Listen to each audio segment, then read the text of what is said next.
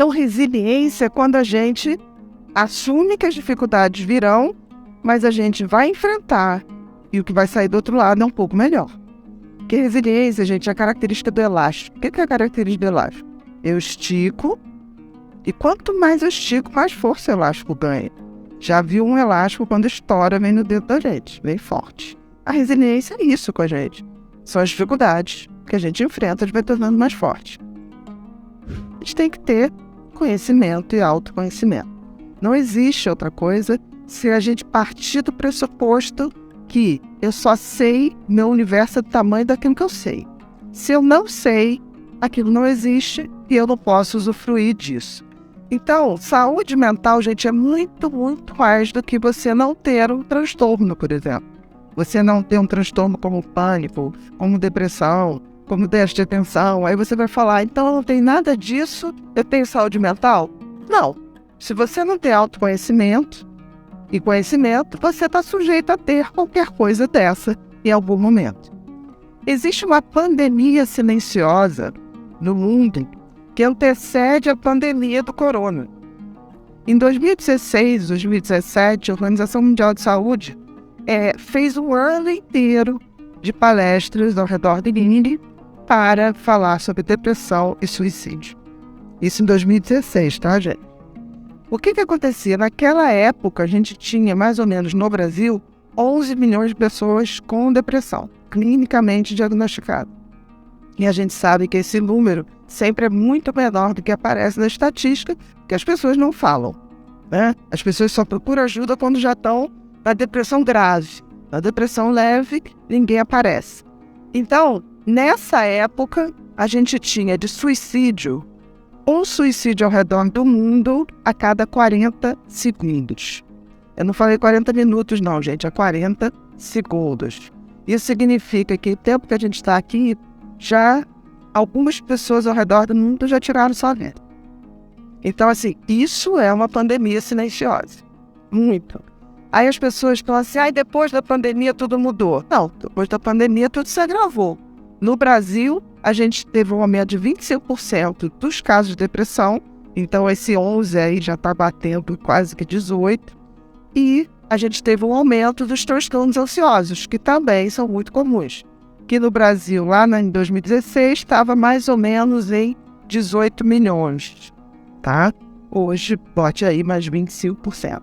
Aí a gente vê que é muita coisa. Não tenha dúvida que a grande maioria dos transtornos mentais está relacionada ao transtorno de ansiedade, e aí inclui ansiedade generalizada, pânico, estresse pós-traumático, tá? Toque.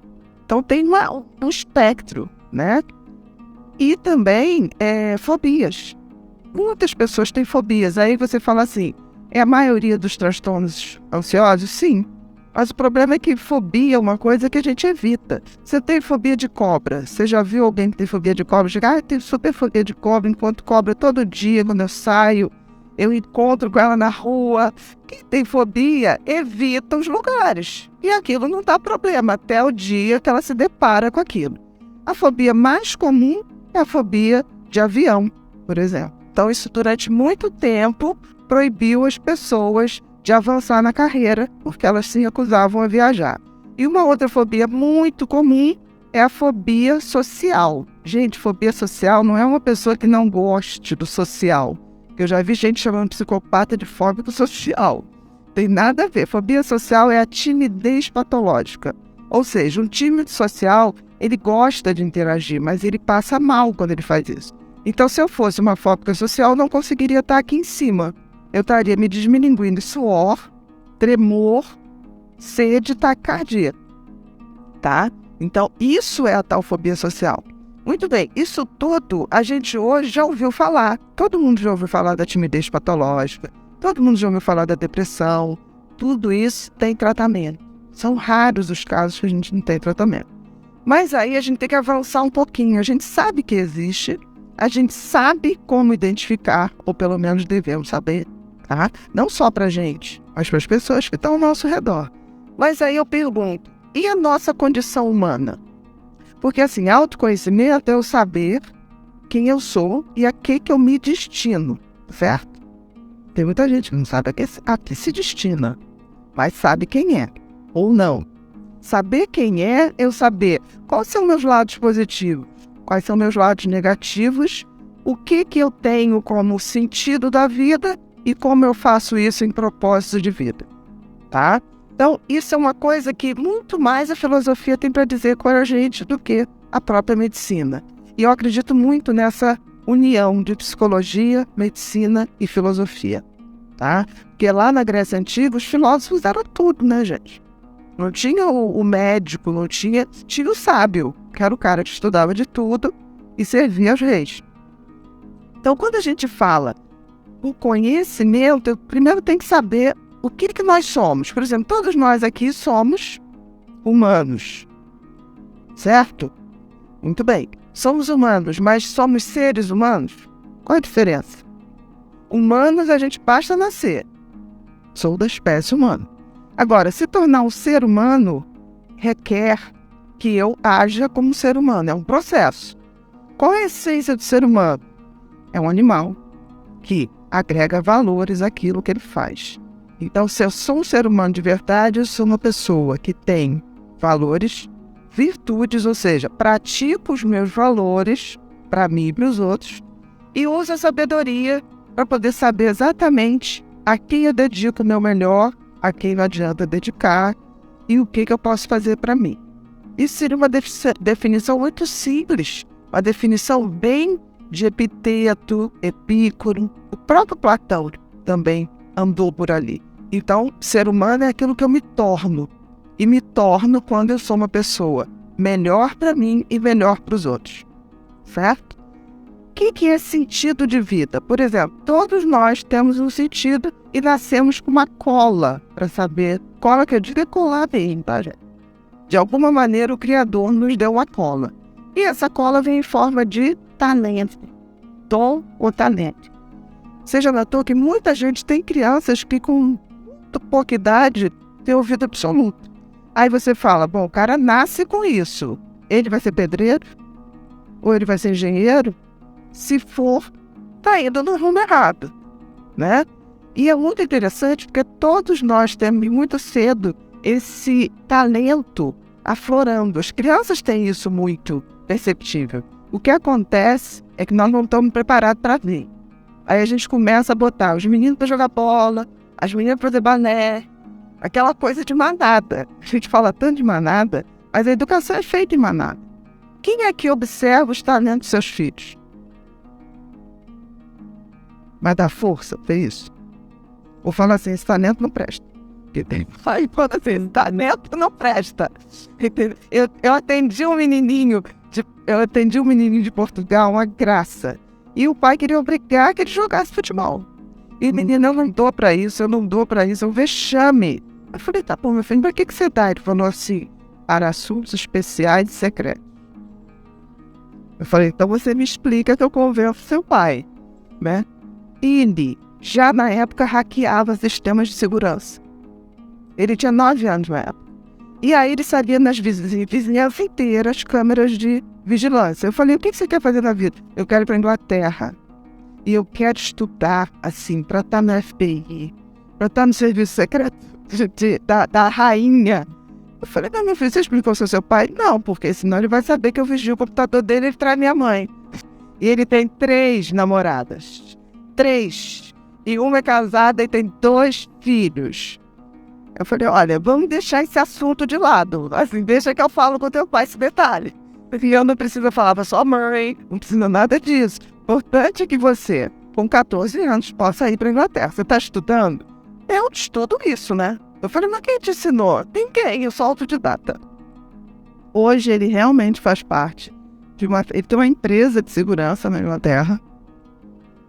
Vive muitíssimo bem. Ainda falei pro pai, olha só, para ele ser um jogador medíocre, é melhor te sustentar sendo um empresário brilhante. Então, assim, eu vi essas ignorâncias acontecerem. Então, voltando, sentido da vida, a gente traz uma cola. Sentido da vida é usar o talento que me foi dado, tá? Para eu poder montar o propósito da vida. Agora, o que é o propósito da vida? Quando eu uso o meu talento para o meu autoaperfeiçoamento, para que eu possa também beneficiar outras pessoas. E por quê, gente? Aí você encontra a glória da vida, né? Quando eu tô melhor e esse meu melhor dá um melhor também para os outros, nem que esses outros sejam 4 pessoas que moram com você, não tem problema. Porque tem gente que acha que tudo é assim, propósito tem que ser pro mundo. Não, gente, não precisa. Basta você dar o seu melhor para as pessoas que estão convivendo. Você convive com mais, se esforça para fazer mais. Mas não é isso. Então, quando eu tenho propósito, sentido da vida e propósito, eu atinjo a glória da vida. Por que isso? Antes que a gente se perca, todo humano é um animal, certo? Nós estamos dentro da natureza, certo? Nós não somos dono da natureza. Apesar da gente ter um delírio, né? A gente acha que a gente manda na natureza, mas não manda. Então, tem qualquer outro ser vivo que está na natureza, a gente tem um propósito que já é pré-determinado. Por exemplo, alguém já viu a macieira da laranja? Não, macieira da maçã, laranjeira da laranja. O sol. Qual é o sentido e o propósito do sol? Brilhar, gerar calor, que gera vida. Para o nosso planeta, então, gera muita vida. Imagina que um dia o sol levanta e fala assim, já estou trabalhando, estou a fim de fazer nada. O que acontece? Poucos dias a gente congela e a gente morre. Da mesma maneira, nós também somos elementos disso. Porque eu acho bonito a gente falar assim, eu sei, não tenho mais nada. Gente, a gente nasceu e foi feito com propósito. Você não tem como fugir disso. E eu não estou falando isso como uma coisa ruim. Eu estou falando isso exatamente como uma coisa boa. O sol se aquece com o aquecimento dele? Não. A laranjeira come a laranja? Não. O rio bebe a água? Não. Então, está na natureza uma lei que é você tem que servir aos outros. E a gente se esquece disso. Então, quando eu falo que a gente tem que também servir aos outros, não é porque eu sou generosa, é porque eu faço parte da natureza e as regras da natureza é isso. Tem uma frase que eu gosto muito que diz assim, a vida não é cosmos. Não é caos, é cosmos. O que quer dizer isso?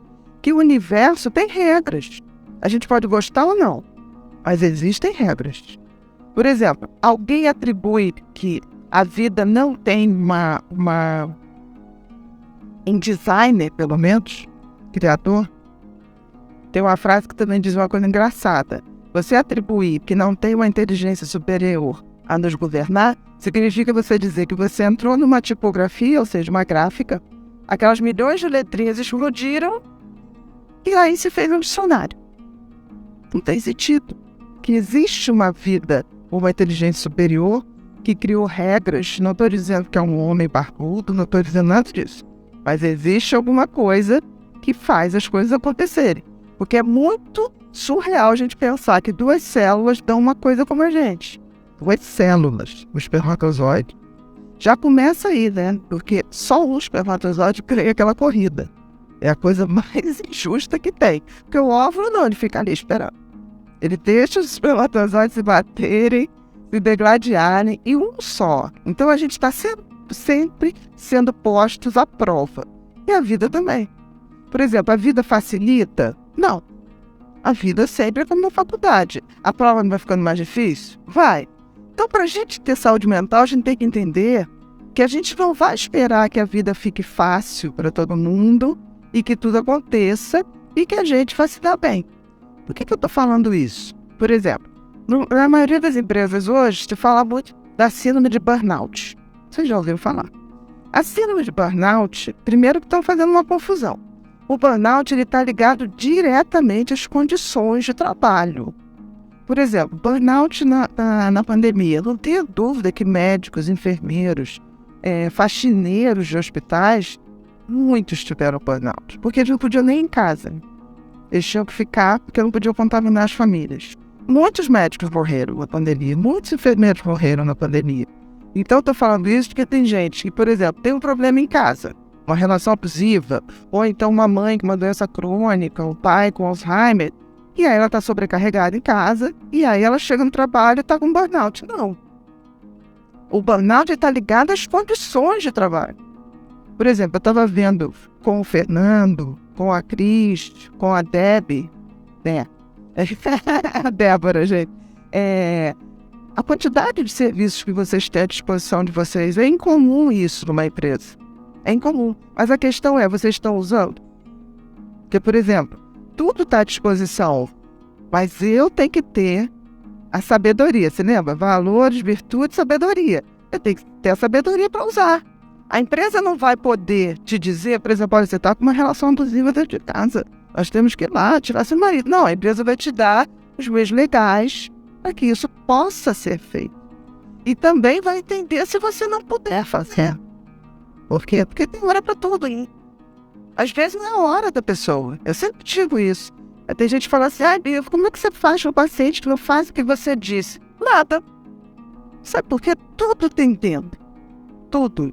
E talvez a coisa mais engraçada e generosa que a gente possa fazer para uma pessoa, às vezes é só ouvir.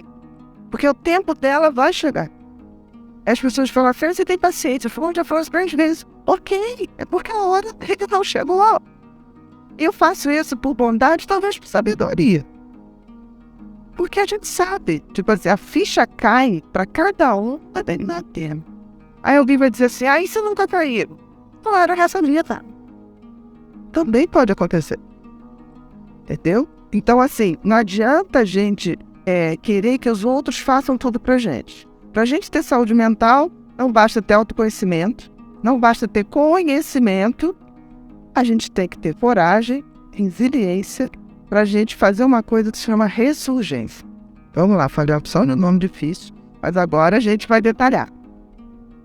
Autoconhecimento é aquilo que eu falei. Você tem que dizer para você o que você é, quem é você, quais são as suas melhores partes, quais são as suas partes que você tem que melhorar.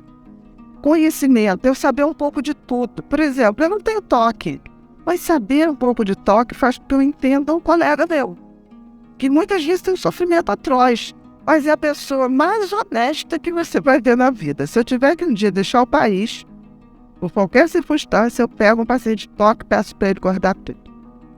E ele ainda vai fazer o seguinte, ele vai aplicar, ficar culpado, porque ele conseguiu um rendimento de 10%, ele poderia ter conseguido 12%. E ele não vai se perdoar por isso. Então, por exemplo, a pessoa que tem um perfil, não precisa ser toque, mas o perfil toque é aquela personalidade perfeccionista. Alguém aqui imagina o perfeccionista trabalhando numa engrenagem caótica criativa? Você bota um perfeccionista numa sala de brainstorm, de marketing, ele enlouquece. Ele vai ficar vendo aquelas bolinhas que as pessoas... isso não presta. Joga no chão. Ele vai catar o chão. Então, quando a gente fala, ele é ruim, não. Ele está no lugar errado. Ele é muito bom. Por exemplo, a minha secretária que trata de agenda, é perfeccionista. Ela é totalmente perfeccionista. Se eu inverto alguma coisa, ela não está na ordem errada. Eu falei, não, pode deixar que eu estou jeito da minha ordem. Mas eu preciso disso, porque eu tenho que entender, eu sou oposto, sou aquela pessoa que eu não paro. Então está tudo aqui na minha cabeça. Às vezes a cabeça falha, aí você tem que ligar para o perfeccionista e falar assim, perfeccionista, o que eu tenho para fazer exatamente agora? Então, é a melhor parceria para mim em trabalho, é o perfeccionista. Agora, ele sofre comigo? Sofre. Muito. Mas a gente se complementa, né? É o hiperativo com o perfeccionista. Outra coisa também, a pessoa que é muito social. Você pega uma pessoa dessa e vai botar no laboratório de pesquisa, ela vai falar com as manipuladoras e contaminar todo o processo, por exemplo, de produção de uma vacina. Vai, então tira ela de lá, deixa o perfeccionista, que o perfeccionista vai ficar vendo a bactéria reproduzir, vai ficar vendo quantas colônias deram, vai medir. Por exemplo, arquiteto, todo arquiteto tem que ter um pouco de perfeccionismo e toque. Porque fazer aquelas medidas todas, você vê se o arquiteto é bom se ele chega na tua casa já ajeitando o quadro. Você deixa um quadro bem torto e vai falando com ele. De repente ele vê o quadro torto e ele não vai mais. Aí você fala assim, pode ir lá, pode ajeitar. Aí ele fica bem. Então esse conhecimento do outro, não para você dar diagnóstico, mas para você ter a tolerância. Porque aquela pessoa também tem um lado muito bom. E a gente tem que descobrir. Porque senão a gente vai guerrear, gente. Olha, nós somos uma espécie muito mequetrefe, né? Olha só, o ser humano é um bicho sem pelo, né? A gente morreria muito fácil. Na Antártica, por exemplo. É um bicho sem potencial de musculatura. Olha um tigre, olha a gente. Sem velocidade, sem força física. Aí você fala, nossa, como é que a gente chegou ao topo, né, do reino animal neste planeta? Colaboração. Só isso. A gente resolveu colaborar um com os outros. E estamos fazendo o contrário hoje. Hoje a gente está na competição. Então a burrice a gente competir como se o outro fosse inimigo. Então tem sentido isso. Por exemplo, uma empresa que faz com que os seus colaboradores fiquem competindo entre eles é burra. O que vale para uma empresa? Todos nós somos descartáveis. Todos. E todos nós morrer um dia. É uma das regras do universo. Foi eu que fiz. Tá? Muito bem. Tudo vai continuar? Se a gente deixar um legado, vai. O que importa numa empresa? Qual é a filosofia da empresa? Eu tenho que ver se eu, como pessoa, me adequo àquela filosofia. E eu tenho que ajudar para que isso seja um legado passado à frente. Porque, assim, é muito bom a gente ser elogiado, é muito bom isso, mas, assim, não tem sentido se você não tocar em vida dos seus colegas. Não tem sentido. O posto que vão fazer da gente vai ser para como fazer cocô. Então a gente tem que ter essa interação agora. Porque o que a gente deixa nas pessoas? As boas memórias. Eu sempre digo que eu estou sempre vivendo, e isso é fundamental para a saúde mental, eu estou sempre vivendo para criar boas memórias. Sempre. E lembre-se disso, existe um assino chamado Declínio da Alegria de Viver, que começa aos 23 anos. É sério. Quantos sorrisos uma criança de 3 anos está sentindo? Deus